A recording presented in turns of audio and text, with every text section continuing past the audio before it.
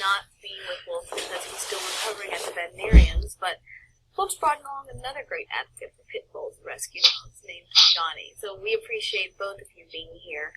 Wolf, goodness, for people who don't yet know, talk to us about the condition that Remy was found in.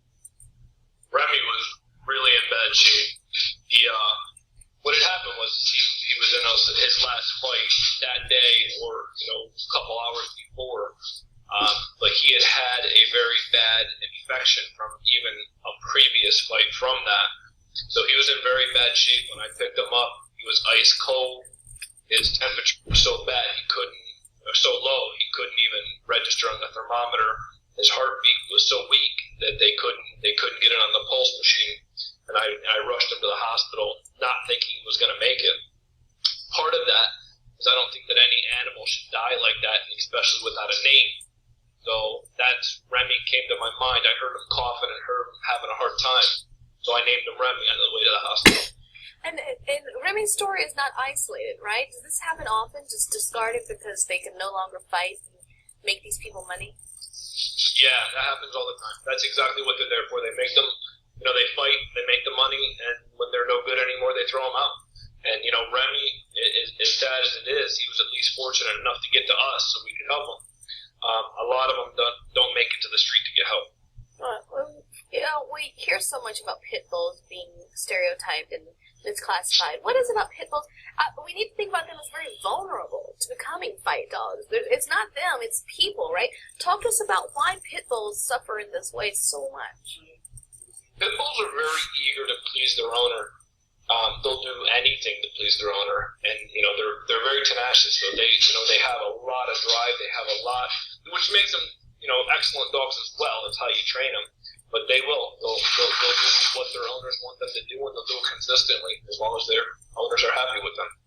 Well, how is Remy recovering? How does the road ahead look? He's recovering great. Matter of fact, within the next day or so, he'll be coming home to me. Oh my goodness, I'm so excited, and we know what that might look like a little bit because take a look at this Fox 29 video. It's absolutely precious. We see Remy in your arms. Now, it's good Remy. Do you always form bonds like this with the dogs that you rescue? I have to say I do. Matter of fact, I don't know what you can see, but did you see Johnny here?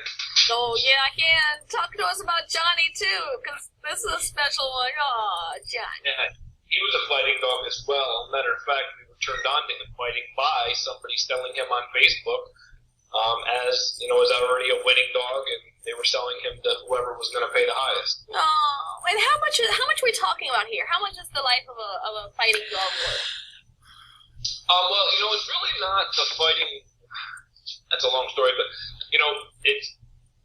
it's when they fight and they win, and then they become champions, where the money is in the breeding. So people will breed, a champion male, champion female, and then those puppies are a lot of money when they buy them, when the fighters buy them.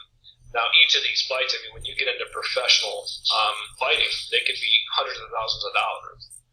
So, they're the same type of criminals that you see with drugs and guns, and, it's just one of the other aspects that they choose to do. It's hurt them.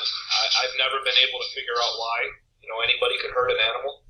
They have the same feelings that we have. They feel the cold, they feel the hunger, they feel pain, they feel love, and they feel emotions. They're just not able to, to speak for themselves. And that's where we come in. And when you talk about emotions, one of the aspects of this conversation that I'm excited that you want to talk about is the fact that, you're a man. And a lot of times when we look at animal rescues, it's a bunch of ladies, right? It's a stereotypical, estrogen-oriented profession. Why is it important that we break that cycle? We recognize that men need to get just as involved and are just as involved in rescuing animals as women. Yeah.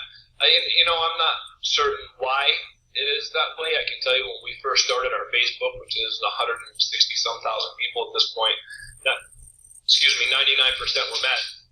And then, as they saw, I believe as they saw the women starting to comment to all of us here at Justice Rescue, where, there's a lot of men here, I think that they saw it okay to be able to go ahead and comment good things about dogs. They started off with like 2 or 3 words, and now men are, all over the page and recognizing it's a tough thing to do. The tough thing is to rescue them, not to hurt them. It's true.